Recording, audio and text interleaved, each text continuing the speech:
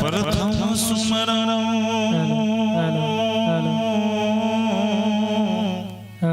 Hello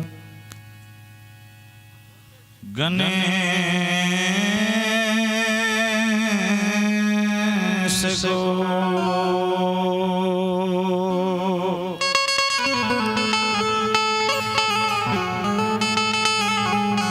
hello जी hello मंगलपति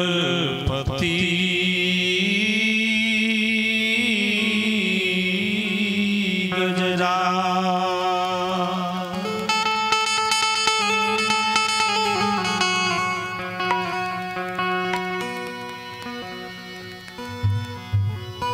दूजे मां सरस्वती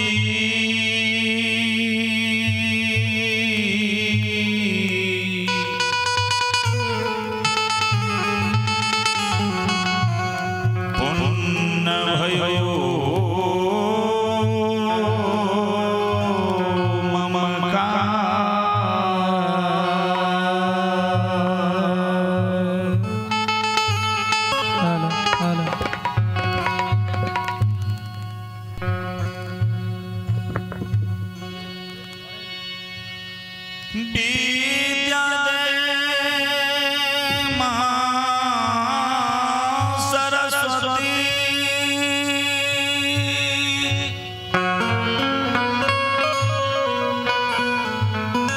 दान दे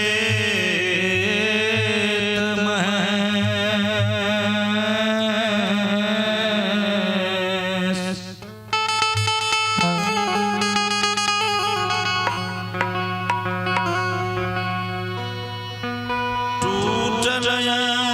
छजोर दे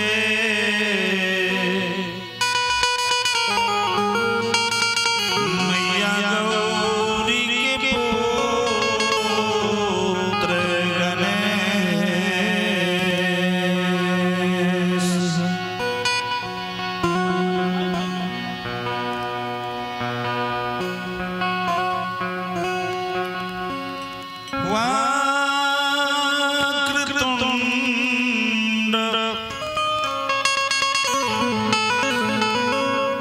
हेलो जी हेलो हेलो हेलो जी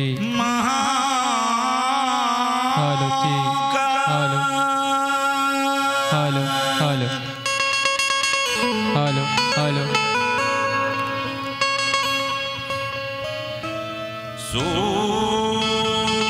सूर्यकोटि समप्रभा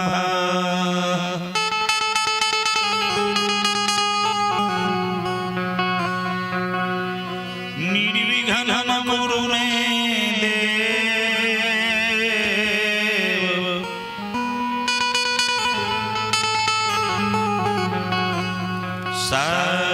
सर्वकार्येषु सर्वदा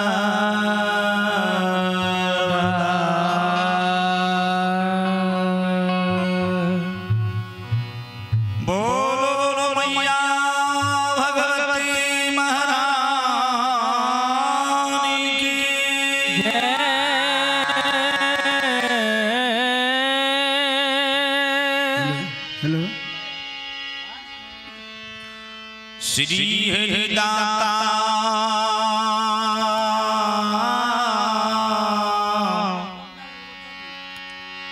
धर्मराज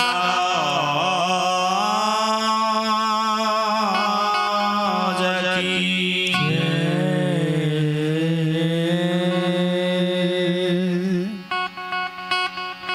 महारुद्र बजरंगबली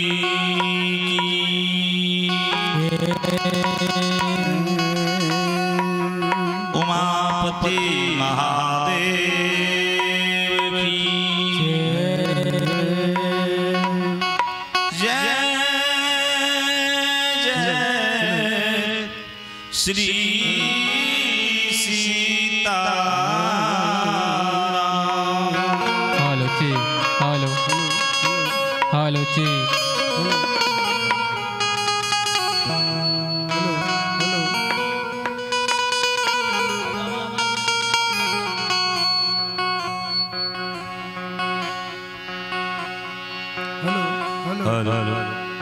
हेलो हेलो जी हेलो हेलो हेलो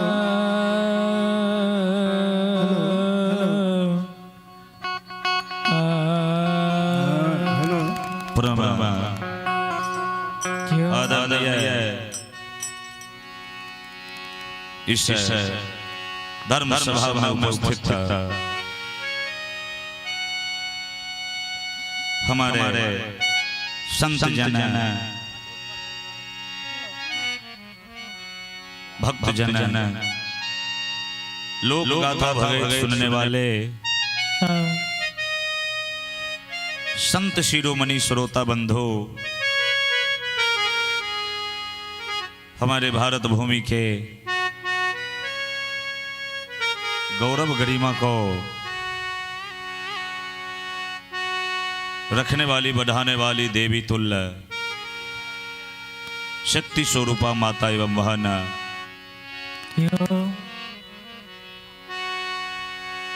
सभी की चरण रूपी गंगा में दासों की दास सेवकों की सेवक श्री संतोष पंजियार की करोटी करोटी नमन है।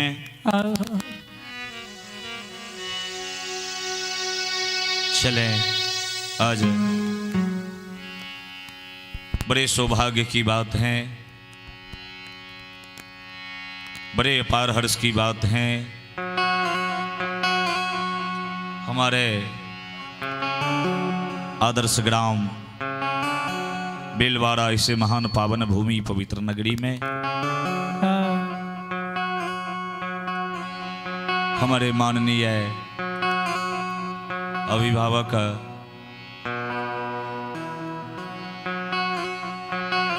हमारे भगत लोक गाथा के गायक श्री रुदल भंजियार जी के द्वारा मां भगवती बाबा धर्मराज भगत लोक गाथा का आयोजन किए गए हैं,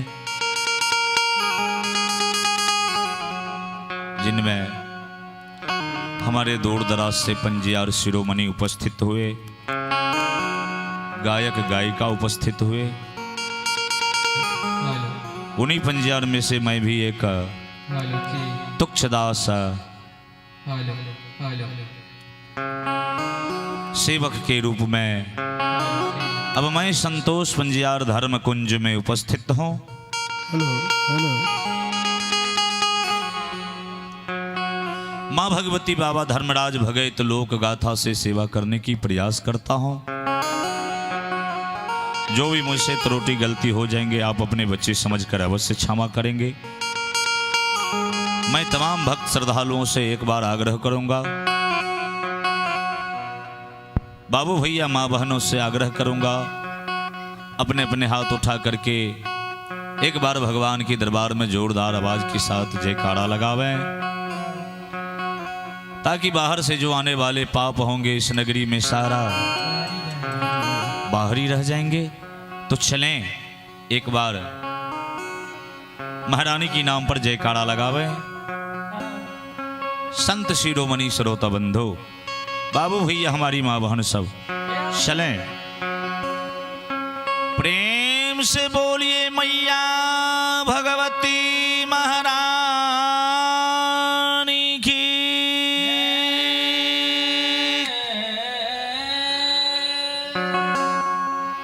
एक बार उच्च स्वर में जोरदार आवाज के साथ भगवान के दरबार में जय घोष करें, जयकारा लगावें, ताकि गाने वाले का हौसला बढ़ा रहे और सुनने वाले का भी हौसला। तो चलें एक बार भगवान के नाम पर जोरदार आवाज के साथ जयकारा लगावें। संत शिरोमणि श्रोता बंधु बोलो बोलो श्री हरि दाता धर्मराज की।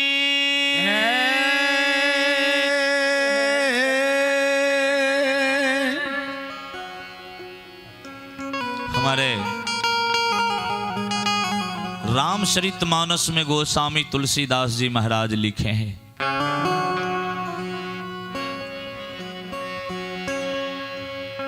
ओ मुख में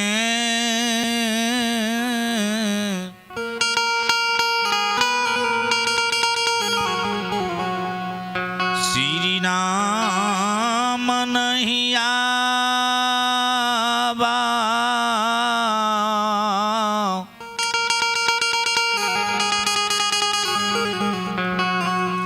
वे मुख ब्रह्मा व्यर्थ बना।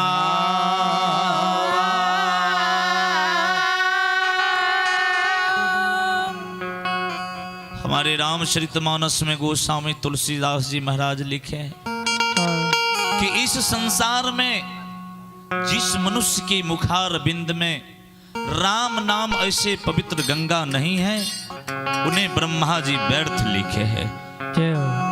उन्हें मानव जीवन इस संसार में भगवान व्यर्थ लिखे। इसलिए चलें सभी श्रोता बंधु बाबू भैया माँ बहन सब भगवान की दरबार में दोनों हाथ ऊपर करके जोरदार आवाज के साथ जयकारा लगावें। चलें भगवान की नाम पर संत शिरोमणि श्रोता बंधु बोलो बोलो महारुद्र बजरंग बली की।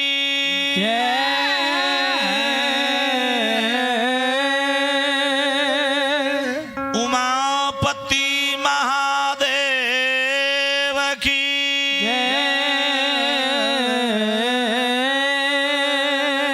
गौरी पुत्र गणेश की।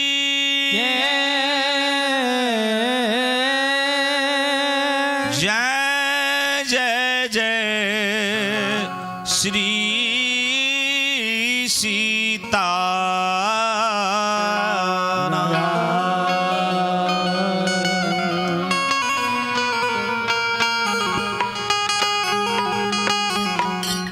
चलें दो चार शब्द देवी भजन की ओर फिर भगवत प्रसंग की ओर लेके चलेंगे। अब लोग शांति का दान देंगे और ध्यान पूर्वक देवी गीत से आनंद लेंगे। संत शिरोमणि श्रोता बंधु बाबू भैया हमारी माँ बहन सब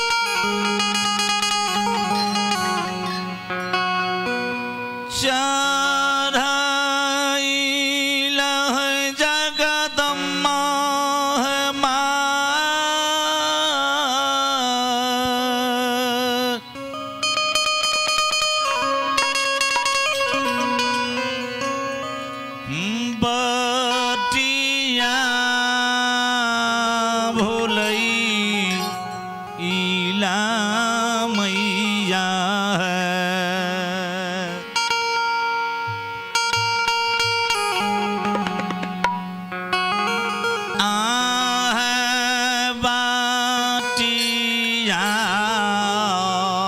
हेलो हेलो चढ़ाइल जगदम्मा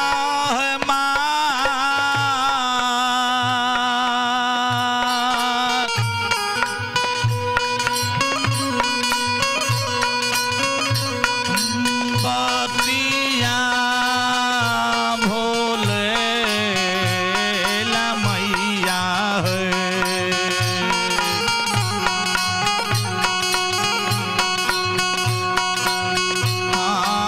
दिल भागवा कुपान था है बाटा चा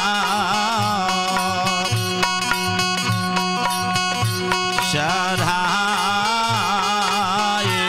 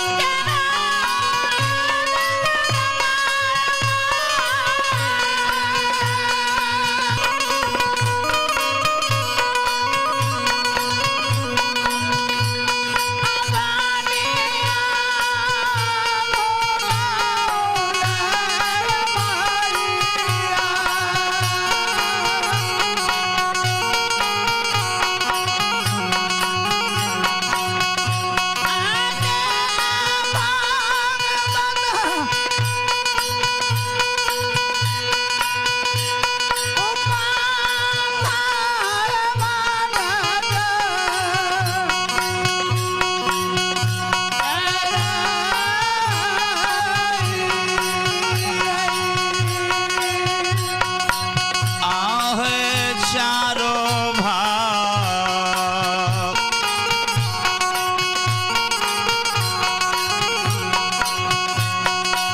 देखिए जगदम्मा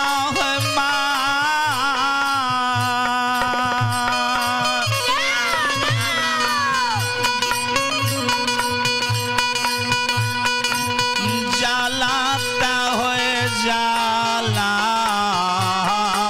मैया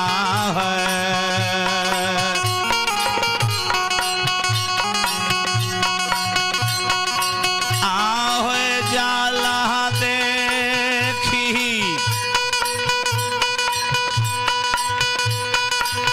कांपई छै हे सा